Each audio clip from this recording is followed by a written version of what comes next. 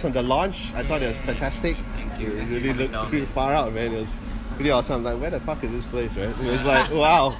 It was like, really, you really filled it up and made it really work. So that was really cool. So how much of the success do you think is down to, I mean, how much time, how much did you plan or prepare for that particular launch? It's quite a lot of work leading up to it. Like we talk about details, like what did you have to do? First, like, I mean, we were very lucky to have Dream Academy help us get the space for over there, and also they sort of gave us the liberty to use the space however we wanted. So then we started planning things like visuals, set design, the kind of lights that we can bring in, different kinds of PA, that sort of thing. So at times quite overwhelming because a lot of moving parts. But yeah, we had a lot of meetings. Just a lot of meetings. Yeah. Not so much like meeting for music, but really just all this like admin and the planning and all. Yeah, so like 2 weeks leading up to it, we saw each other almost every day. I think either jam, and then the next evening we'll meet again to plan, and like maybe the third meeting we'll meet again to like finalize certain details, pack the merch. Like we were doing that. Yeah. A lot of meetings. Yeah. Okay. Yeah, lor. So visually we wanted to try something different. So we worked with our visual artist Keith Chia, and like had a lot of meetings with him to decide what kind of look we wanted, whether it fit the songs, and like had like jam sessions with him, where he sort of did the visuals live while we were watching the screen that he brought in.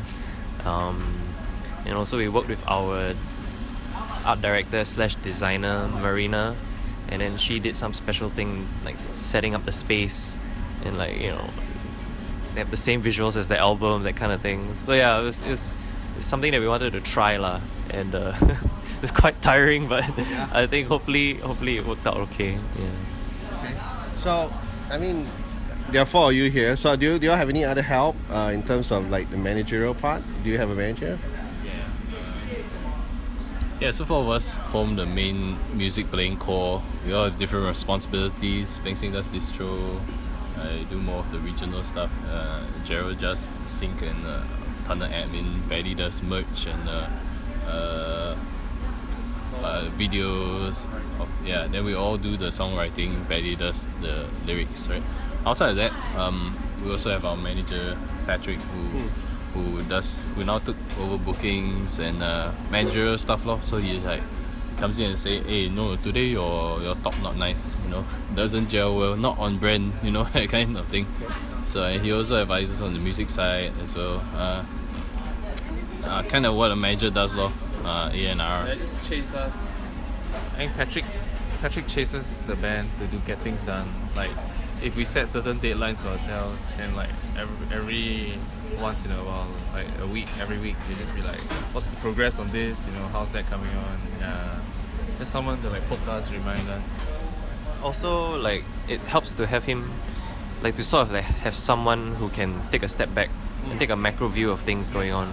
Because sometimes we like have so many meetings, like so many things to do apart from like our usual day jobs. So you get sort of like lost in the details. So he sort of helps to like rein us back and like help us focus again. So that was quite helpful lah, to sort of have like someone to lean on, a bedrock. Yeah.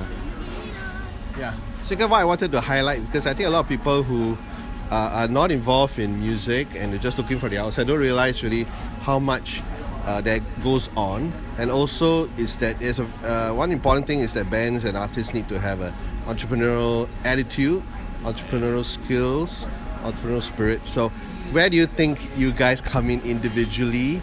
What do you bring to the Mild Life in that sense as an entity? Is it in how we sort ourselves out? Is it? This sort of came about quite naturally. I think we all have like different strengths, so that really helped. Peng Sing does a lot of the social media and the distro work, and it was something he was very interested in since uni days. It was what he studied, so it's like his like second passion to study these sort of things. So naturally, he was a perfect fit to do all these things. Jeryl also helps out a lot with like the admin and making sure everybody is keeping track of all the things that were being done. David is sort of like the driver, the ops manager, so to speak, you know, and like helps to push us along. Like he's very driven, so sometimes when we get lazy, then he'll just like whip us like, hey, don't lazy. Sometimes you need to. And then I just help out mostly with like merch and like the design stuff.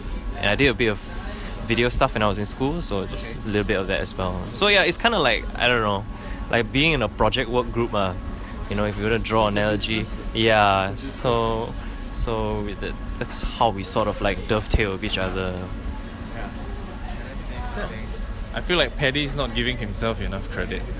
I like, you know, especially with the name change and the new music, the whole wanting to have a coherent image. Like a lot of this was, I think Paddy kind of took the plunge with it. Like for me personally, I was quite against like a lot of stuff because it's a lot of work on social media. It's a lot of work on like to maintain the platforms, keep them updated, to change the names, the titles, the descriptions, update the press kits and stuff. Yeah, but I think Paddy had like this really strong idea and like he convinced all of us to like get on board. Yeah, so that was really cool.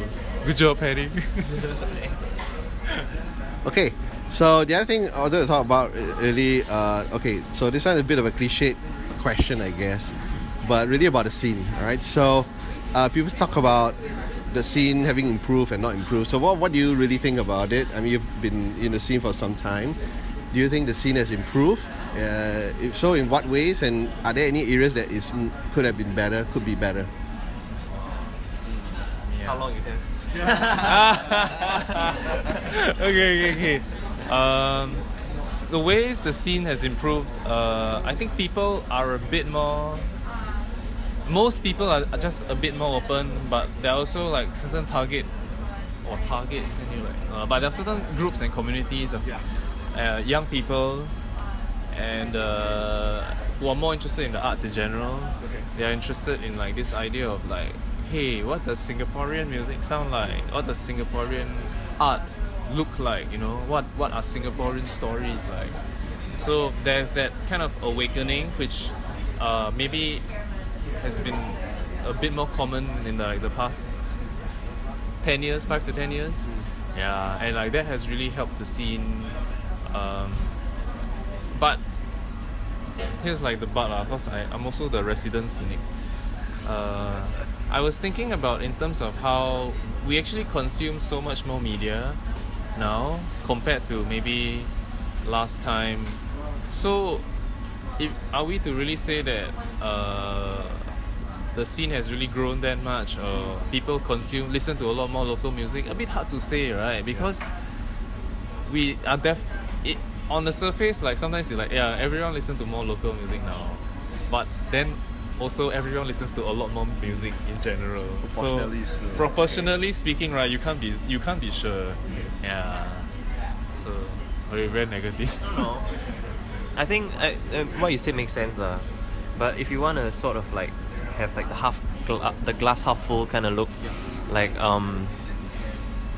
10 years ago, there was no Sam Willows, there was no Gentle Bones. I mean, I don't really feel like people should sort of like give them stick for what it is that they're doing. I think they are very hardworking and they're very good at what they do, and every success that they have, you just need to like think back 10 years ago, was there any Singaporean act that was like doing whatever it is that they're doing?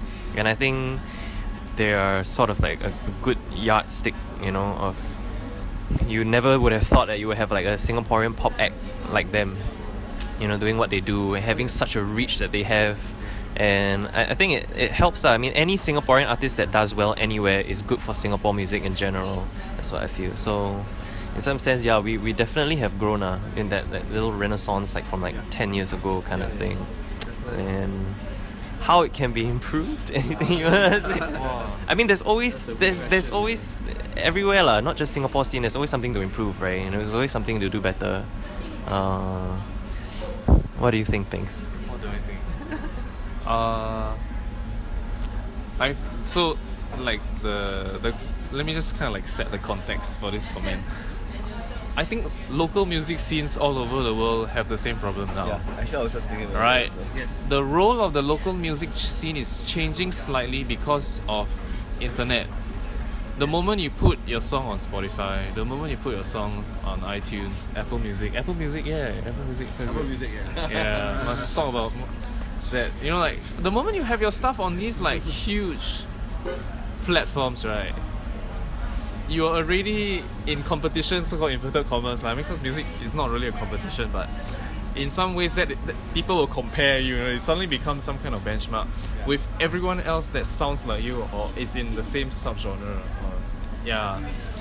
So, like for us as music makers, eventually when we start like growing into our roles as musicians, as artists, we need to start having like a very kind of like globalized perspective to see that